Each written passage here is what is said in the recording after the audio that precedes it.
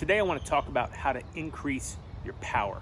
Everybody knows intuitively, if I want to hit this ball, I'm going to hit it harder if I get a running start. Well, why is that? My instructor, Master Jose Ramirez at Christian Taekwondo League, likes to say distance plus speed equals power. And I think people intuitively get that. The more distance I create and the faster I move across that distance, the more power I create. The more scientific answer would be mass, how much weight I have on me, times the distance, divided by the speed in which I travel. If my fist weighs 10 pounds, it doesn't. And I moved it 10 inches, 10 times 10 is 100. And if I do that in 1 second, that would be a power of 100, whatever the unit is.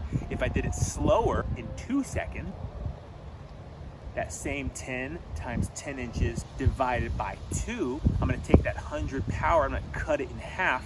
It's now only 50. But if I take that same 10, I travel 10 inches and I do it in half a second, it's 200. 10 times 10 divided by 2 means I multiply by, who cares about the math? Everybody gets that though. It's intuitive. If I punch from here to here, the ball falls off. If I create a little more distance with my fist, ball comes off a little faster. And if I create a lot more distance, it comes off faster still.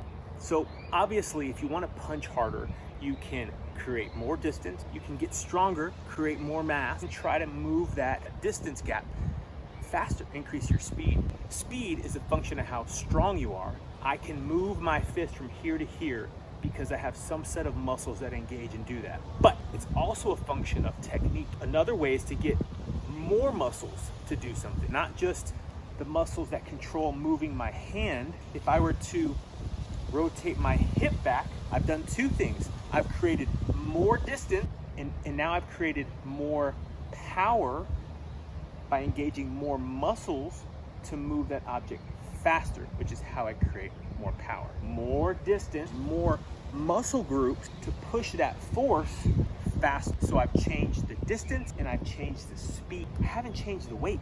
So tip number one is to open up your hip. This is also true when jabbing. I can move my hip when I jab. The more you engage your hips, the more opportunity you're giving your body to engage more muscles, which can create more speed behind that moving object. Tip number one, open up your hip. Tip number two is try to punch straight. If I'm down here and I punch up, I'm hitting with the front of my knuckle instead of the top two of my knuckles.